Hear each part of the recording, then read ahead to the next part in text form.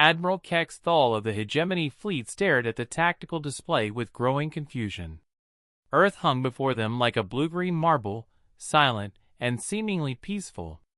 No orbital defenses, no energy signatures, no response to their hails. After 3 months of hyperspace travel to claim this legendary death world, they had found nothing. Scans show minimal technological signatures, reported his tactical officer, Lieutenant Vash. Some scattered settlements, primitive infrastructure. The humans appear to have regressed to a pre-industrial state. The Admiral's mandibles clicked in satisfaction. Intelligence reports had painted humanity as a terrifying warrior species, but perhaps those accounts had been exaggerated. This would be an easy conquest. Deploy landing forces to the major population centers, Kexthal commanded. Secure the planet for resource extraction. What happened next would haunt galactic military academies for generations. The first wave of dropships descended toward what appeared to be a defenseless farming community in the North American continent.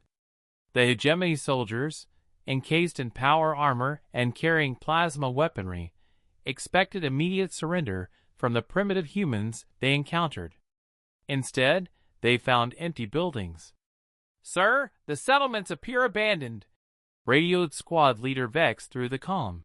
"Recent signs of habitation, but no life forms present." It was then that Private Zill noticed the eyes watching from the forest trailing. Not human eyes, those they might have detected with their sensors.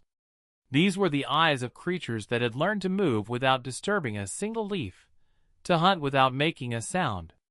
The wolves struck first, but they weren't alone. Bears emerged from caves that scanners had somehow missed. Mountain lions dropped from trees that seemed empty moments before. Even the smaller creatures, raccoons, foxes, and birds, seemed coordinated in their assault. But it was what came after the wildlife that truly terrified the Hegemony forces. Humans began appearing from seemingly impossible locations. They moved through terrain that should have been impassable, struck from directions that sensors insisted were empty, and vanished before return fire could be coordinated. They wore no uniforms, carried primitive weapons alongside scavenged alien technology, and fought with a coordination that defied military doctrine. "This is Squad 7. We're under attack by... I don't know what to call them.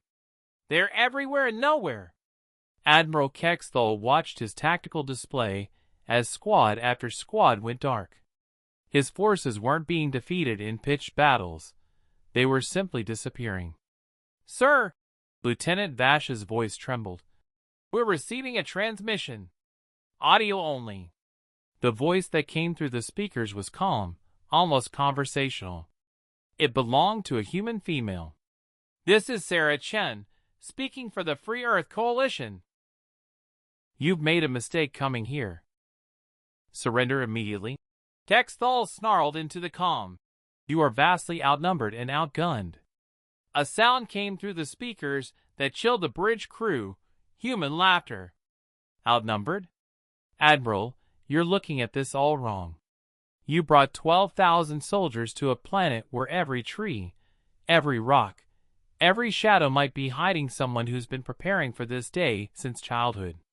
The tactical display flickered and went dark. When it came back online, it showed something impossible. Human forces had somehow infiltrated their ships. "You see, we learned something important when the Vakari tried to invade 50 years ago, and again when the Thekmori came 20 years after that." Sarah's voice continued.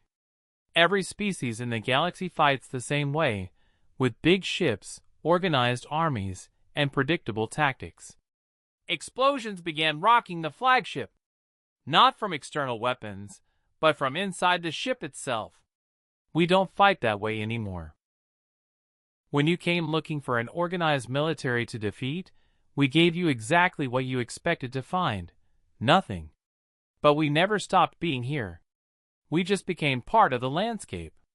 Admiral Kexthal realized with growing horror that this wasn't an invasion he was facing.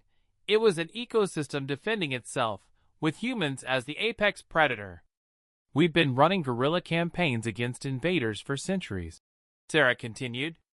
The difference is, now we have the entire planet's biosphere as our ally. Every animal, every plant, every microorganism has learned to recognize the difference between friend and foe. The bridge lights went out. In the darkness, Kexthal heard sounds that shouldn't have been possible on a starship. The rustle of leaves, the chirp of insects, the distant howl of wolves. You wanted to conquer a death world, Admiral.